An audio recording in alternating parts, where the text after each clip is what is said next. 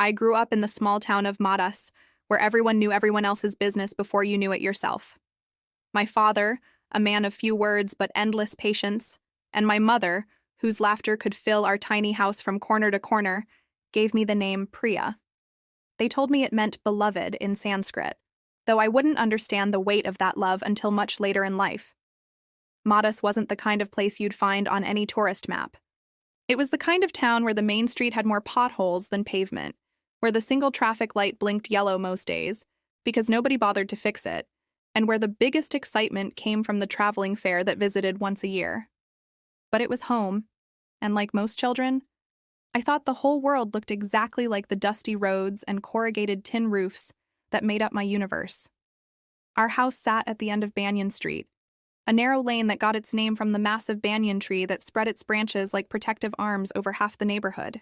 The tree was older than anyone could remember, and underneath its sprawling canopy, life happened in slow, predictable rhythms. Children played cricket with makeshift bats carved from mango wood. Women gathered in the early evening to share gossip and sort rice. Old men played endless games of chess on wooden boards worn smooth by decades of use. My father worked at the small textile mill on the outskirts of town. Every morning at 5:30, I'd hear the gentle scrape of his chair against the concrete floor as he prepared for another day of managing machinery that seemed held together more by hope than engineering. He'd return home each evening with cotton fibers clinging to his shirt and the smell of machine oil in his hair, but he never complained, not once. That was just the way he was, steady as the sunrise, reliable as the monsoon rains. My mother taught at the local primary school, a single-room building with walls painted the color of turmeric and windows that never quite closed properly. She had 37 students ranging from ages 5 to 12, all crammed into that one room, and somehow she managed to make each one feel special. I remember sitting in the back corner during school holidays, watching her transform multiplication tables into singing games and turn story time into grand theatrical performances, where she'd voice every character with dramatic flair. I was their only child, though not by choice. My mother had suffered 2 miscarriages before I was born and another after. She never spoke about it directly, but sometimes I'd catch her staring at nothing with eyes that held too much sadness for someone who laughed as often as she did. Perhaps that's why they named me Priya, beloved, because I carried not just their hopes for me, but their love for the children who never came to be. School was a mixed blessing in a town like Madas. The education was basic, the resources were limited, and our textbooks were hand-me-downs from the city schools, with pages missing and covers held together with tape. But our teachers cared, and in a small town, that mattered more than fancy equipment or air-conditioned classrooms. Mrs. Lakshmi, our English teacher, had studied in Delhi before returning to Madas to care for her aging parents. She spoke of the outside world with such vivid detail that we could almost smell the street food of Chandni Chowk or hear the honking chaos of Mumbai traffic. It was Mrs. Lakshmi who first planted the seed of dreaming beyond Madas. During one particularly hot afternoon when the classroom felt like an oven and everyone was drowsy from the heat, she read us a story about a girl who left her village to become a doctor in the city. The story itself wasn't particularly remarkable, but the way Mrs. Lakshmi's eyes lit up as she read it, the way she looked directly at me when she described the girl's determination, that moment changed something inside me. "Priya," she said after class that day, "you have a curious mind. Don't let this town make you forget that curiosity has no boundaries." But curiosity and opportunity are different things entirely. In Madas, opportunities were as rare as the leopards that occasionally wandered down from the hills during particularly dry seasons. The brightest students might find work in the district office or, if they were exceptionally lucky, secure a teaching position. Marriage was the expected path for girls, preferably to a boy from a good family in the same town or a neighboring village. Children were expected to follow in their parents' footsteps, to find contentment in the familiar rhythms of small-town life. My teenage years were marked by a growing restlessness that I couldn't quite name. I loved my parents, loved the predictable comfort of home, but I felt like a bird whose wings had grown too large for its cage. I'd climb up to our flat rooftop in the evenings and stare at the horizon, wondering what lay beyond the circle of hills that surrounded our town.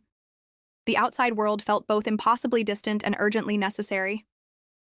The internet came to Madas when I was 16, in the form of a single computer at the public library that worked approximately half the time, and connected to the web with the speed of molasses.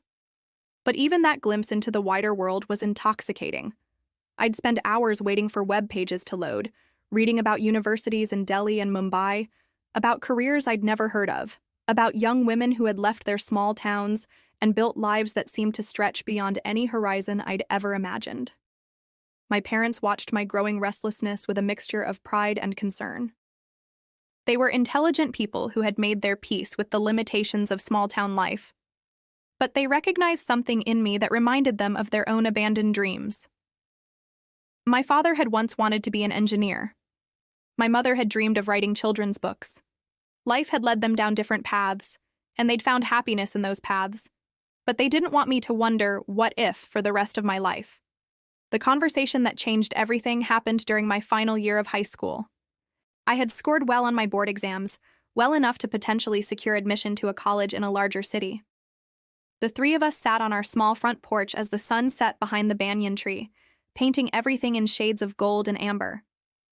"Beta," my father said, using the term of endearment that always made me feel simultaneously loved and like I was still 5 years old. "Your mother and I have been talking." I braced myself for what I assumed would be a discussion about local marriage prospects, or perhaps a suggestion that I pursue a teaching degree at the regional college. "We think you should apply to universities in Delhi," my mother said quietly. "Mrs. Lakshmi has offered to help with the application process." The words hung in the air like monsoon clouds heavy with rain. I stared at my parents, searching their faces for any sign that this was some kind of test or joke.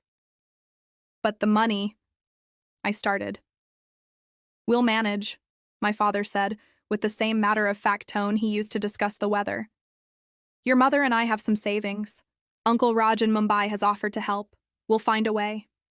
My mother reached over and took my hand. "Priya, you have dreams that are bigger than Madas. That doesn't mean you love this place any less, or that you love us any less. It just means you're ready for something more."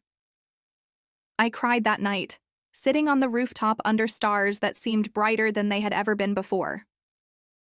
I cried for the overwhelming gratitude I felt toward my parents, for the fear of leaving everything familiar behind, and for the excitement of possibilities I was only beginning to imagine. The process of applying to universities was like learning a foreign language. Forms filled with questions I didn't understand, essays that required me to articulate dreams I had never spoken aloud, entrance exams that tested knowledge far beyond what my small-town education had provided.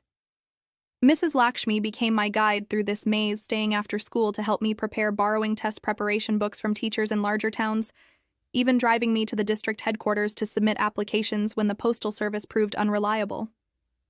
The day my acceptance letter arrived, the entire neighborhood celebrated. Mrs. Kumar from next door brought homemade laddus.